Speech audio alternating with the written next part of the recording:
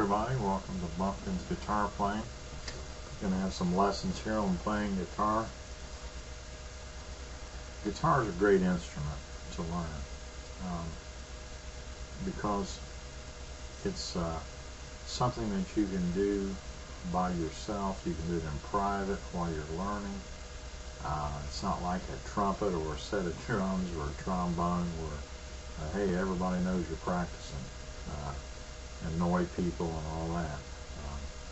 But you can learn at your own speed, learn at your own pace. It's a solo instrument, like similar to a piano.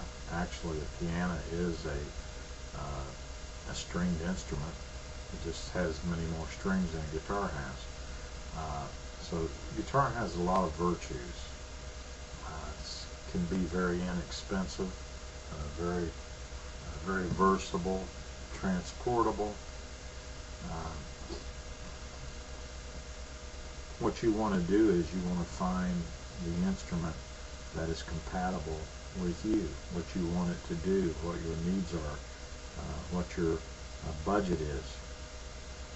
As a beginning guitarist, I would recommend that you buy something inexpensive, non-electric. If you have already been around and played a few people's guitars and you find that you have a natural inclination, like to play riffs and lead parts and things like that, you may want to go ahead and advance to an electric guitar and with an amplifier, because you're probably going to stick to it. If you're not, and really don't know anything about a guitar, I really have never played one, you may want to stick with something inexpensive and non-electric. This one right here, I think I got a real bargain on it, even though I've been playing guitar for a while. I don't pass up what I think is a very good deal. And this one I found in a yard sale alongside the road. The guy had it out in the summer sun, and I cringed when I saw it. I didn't know how long it had been out there. But I stopped and bargained with him. I got it for $55. No case or anything. It's got a good sound. It's kind of an off-brand guitar, but it's got a good sound, got a good action. I think it was well worth $55. I leave it sitting out on a guitar stand. Whenever I want to pick up guitar and play, I can pick it up, spend a few minutes with it, enjoy myself that way. So very good investment. I think you should be able to find the same thing. Okay, when we're looking for guitar, you want to know what guitar suits you. Are your hands small? Are you a small person or are you a larger person? What guitar fits you? This one is termed a dreadnought. It's got a large body, big sound chamber. It's got a kind of a medium wide neck. You may want to look at something with a smaller body, a more narrow neck, a thinner neck, one that your hands can get around and you can reach the frets okay. You want to try to find one that you feel comfortable with, because you want to do everything that you can to make your learning experience enjoyable and not discouraging, so that you can pick it up and you can zoom right along. So you want to look for something like that. Determine what your budget's going to be, how much you want to spend. I believe you should be able to find something that is agreeable for $150 or less. But you want to make sure that you get the most for your money. So the things that you want to look for in an acoustic guitar like this, you want to look at the bridge. That's where the strings go across, and they go down into the body of the guitar. They're locked in with these pins here. And you want to look at that bridge and make sure that it's not raising up back here in the back. In other words, it's not humping up like this, which means it's being pulled towards the tuning keys. It's literally coming apart. You don't want that to be happening. check that out, make sure that's nice and flat. You can just look right across the body of the instrument and see that it's nice and flat. You want to check that out. You want to take the guitar and you want to look down the neck. Look straight down the neck, like you're looking at a board, which really you are. You're looking at a board. Look down there and make sure that that neck doesn't twist, doesn't warp as it goes down. If it does, put the instrument back and get you another one. But look at that, and you can take a little bit of a bow. That's okay, just a very slight bow. You'll be able to see it if it has any. You see a bow. Could be concave. It could be convex. Go that way. If it's more than, say, 1/8 of an inch or so, you may want to beware. If it's like 1/4 of an inch or something like that, you'll probably be able to see that without even holding the instrument up. You can go the other way too, which is probably easier to see. Hold it up like this and look straight down the neck.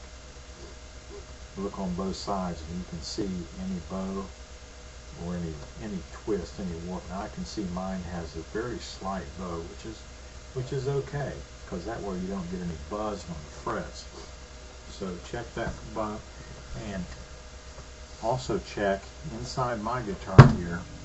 These will take little bumps and things. That's what's good about these old bargain guitars like this. Inside here's a little nut. There's a steel rod that runs up this neck, so the bow can be adjusted by someone that knows what they're doing. Don't try it yourself if you're not sure that you know what you're doing. But it can be adjusted. On some guitars, the adjustment rod, the adjustment nut is under a little plate right up here on the head. So you want to check for that and make sure it's got a steel adjustment rod in there. Another thing you want to do, you want to look for this here on this part on the bridge. There's a little. This one's probably plastic. Some of the more high quality might have an actual bone. This little slot that your strings go across, little white slot here, that can be taken out when your strings are all loosened, and that can be sanded down, ground down just a little bit to lower the action of the strings. If your neck is straight, neck is nice and flat, then you want to check the action, which means you want to look at the distance between your strings and the frets. And if they're too high, it'll kill your fingers. I know when I first started playing guitar, I had to borrow one off a friend in my neighborhood, which was almost a cardboard guitar, and the strings were about 1/4 inch off the neck, and they would kill you. That's the way you develop calluses. You call it part of paying your dues. But you want to check that, and if the action's high, a little too high, and the neck is nice and flat on an acoustic like this, you can always get somebody to do some work on your bridge to lower the action.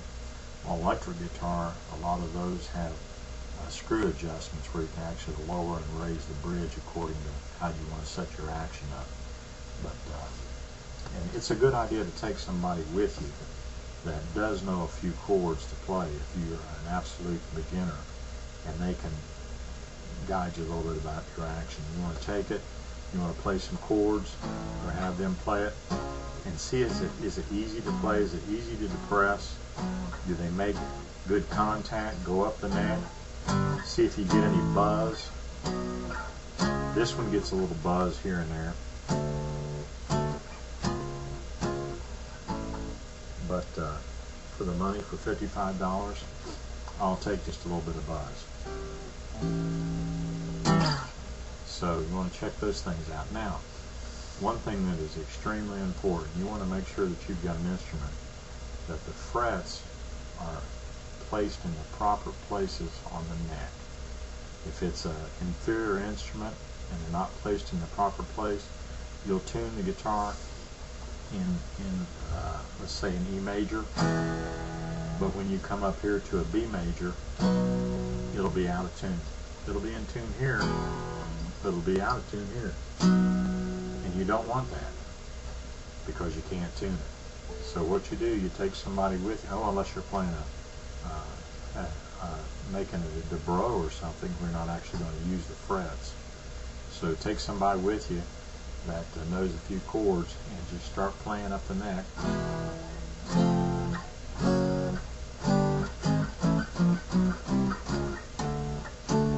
And make sure it's in tune all the way up the neck. And if it passes those tests and you can get it at the price that you want, you've got you a good instrument to get started with. Go out and get your guitar, come back, and we'll start on part 2.